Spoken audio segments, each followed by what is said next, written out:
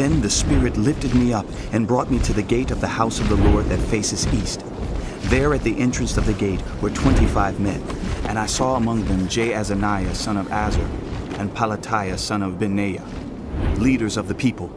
The Lord said to me, Son of man, these are the men who are plotting evil and giving wicked advice in this city. They say, Haven't our houses been recently rebuilt?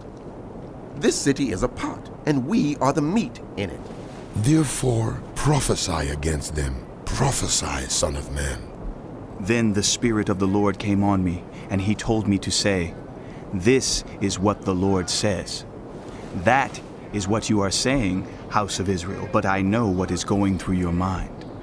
You have killed many people in this city and filled its streets with the dead. Therefore this is what the sovereign Lord says. The bodies you have thrown there are the meat, and this city is the pot, but I will drive you out of it.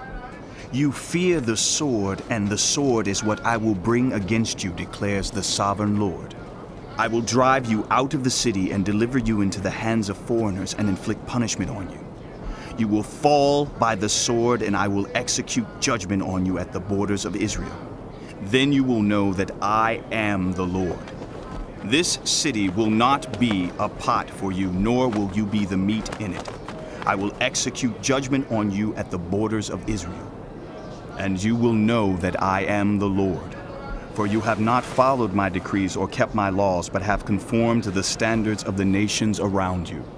Now as I was prophesying, Pelatiah son of Benaiah died. Then I fell face down and cried out in a loud voice, Sovereign Lord, will you completely destroy the remnant of Israel? The word of the Lord came to me. Son of man, the people of Jerusalem have said of your fellow exiles and the whole house of Israel, They are far away from the Lord.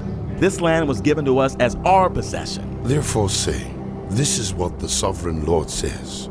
Although I sent them far away among the nations and scattered them among the countries, yet for a little while I have been a sanctuary for them in the countries where they have gone. Therefore say, This is what the sovereign Lord says.